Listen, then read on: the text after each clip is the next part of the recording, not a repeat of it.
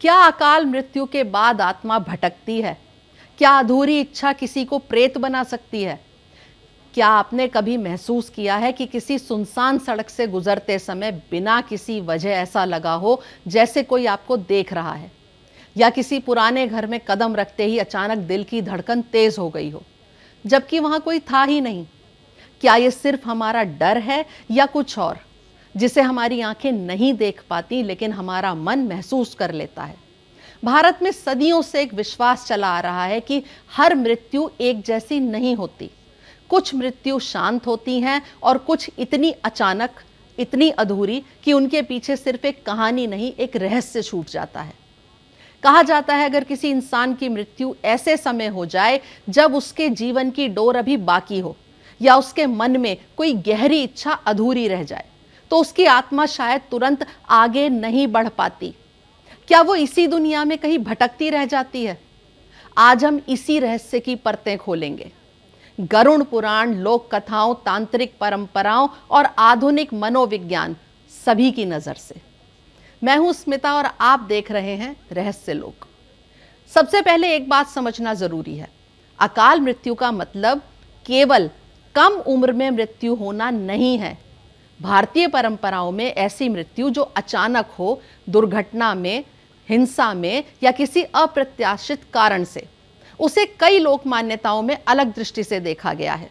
कुछ धार्मिक परंपराओं में माना जाता है कि जब मृत्यु स्वाभाविक क्रम से नहीं होती तो आत्मा को अपनी स्थिति समझने में समय लग जाता है। यह एक धार्मिक और सांस्कृतिक विश्वास है। हर परंपरा की अपनी अलग अलग व्याख्या है। गरुड़ पुराण में मृत्यु के बाद आत्मा की यात्रा का वर्णन मिलता है। वहां यह बताया गया है कि मृत्यु के बाद आत्मा की एक यात्रा होती है और उस यात्रा में कर्मों का महत्व सबसे ज्यादा होता है। लेकिन लोक कथाएं यहीं से एक अलग मोड़ लेती हैं। उसमें कहा जाता है कि अगर मृत्यु बहुत अचानक हुई हो तो कुछ आत्माएं अपनी पुरानी जगह, अपना घर या अपने प्रिय लोगों के आसपास वहीं बने रहते हैं। क्या ये सच है? आज तक इसका कोई वैज्ञानिक प्रमाण नहीं मिला है, लेकिन यही विश्वास हजारों सालों से लोगों की कहानियों में जीवित है। अब जरा एक पल के लिए कल्पना कीजिए कि एक व्यक्ति जो सुबह घर से निकला, उसे नहीं पता था कि शाम तक उसकी जिंदगी खत्म हो जाएगी। अगर मृत्यु अचानक हुई तो क्या होगा? कुछ आध्यात्मिक परंपराओं में यह माना गया है कि ऐसी स्थिति में आत्मा कुछ समय तक ये समझ ही नहीं पाती कि उसका शरीर अब जीवित नहीं है।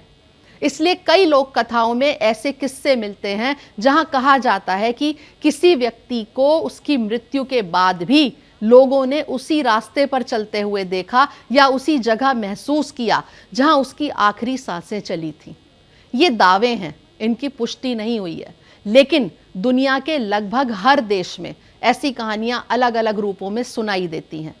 क्या ये सामूहिक कल्पना है या इंसान की स्मृति जो किसी जगह को उस व्यक्ति से हमेशा के लिए जोड़ देती है?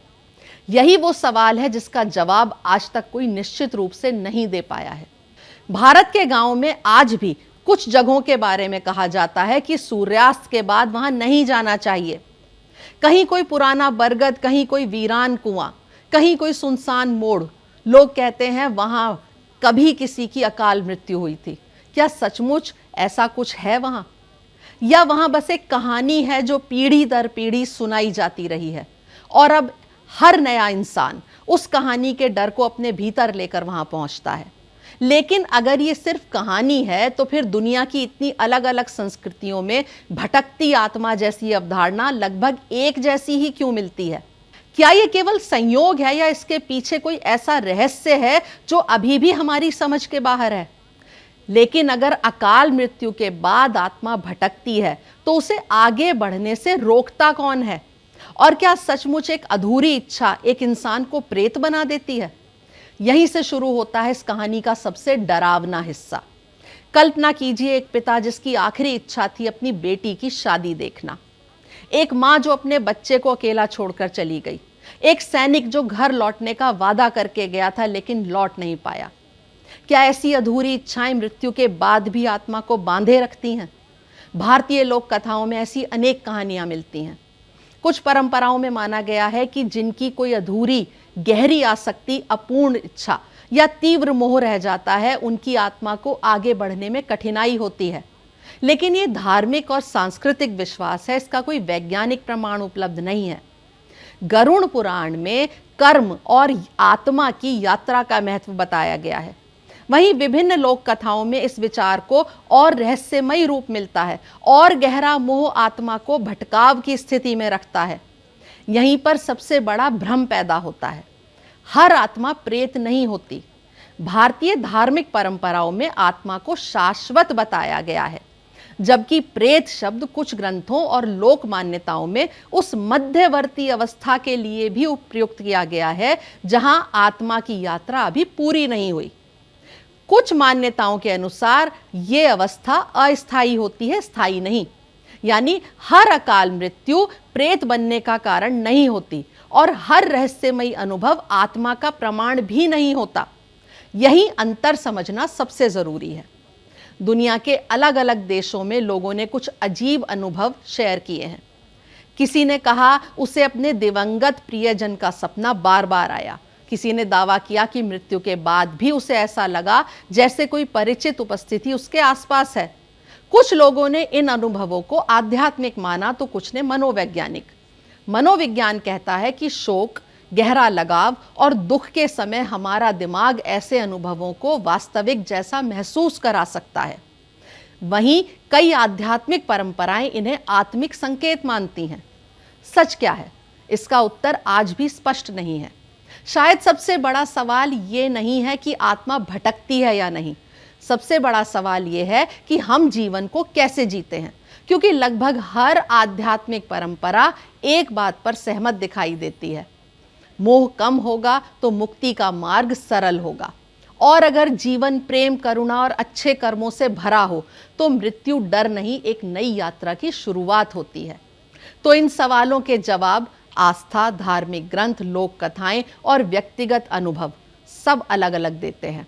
विज्ञान अभी तक इसका अंतिम उत्तर नहीं दे पाया है, और शायद यही कारण है कि मृत्यु का रहस्य आज भी इंसान के सबसे बड़े अनसुलझे सवालों में से एक है।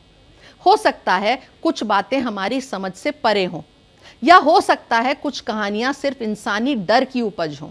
लेकिन जब अगली बार आप किसी सुनसान रास्ते से गुजरे और अचानक बिना वजह हवा ठंडी लगने लगे, तो एक पल के लिए यह सवाल जरूर आपके मन में आएगा, क्या मैं सचमुच अकेला हूं? आप देख रहे थे रहस्य लोक। अगले एपिसोड में हम एक और ऐसे रहस्य का पीछा करेंगे जहां हर उत्तर एक नया सवाल बन जाता है। तब तक खोज जारी रहेगी रहस्य लोक में। देखिए इंडिया डेली 24/7 अब आपकी स्मार्ट टीवी पर। इंडिया डेली मौजूद है सभी डिजिटल प्लेटफॉर्म पर लाइव और लगातार। इंडिया डेली 24/7 हर दिन राष्ट्र को समर्पित।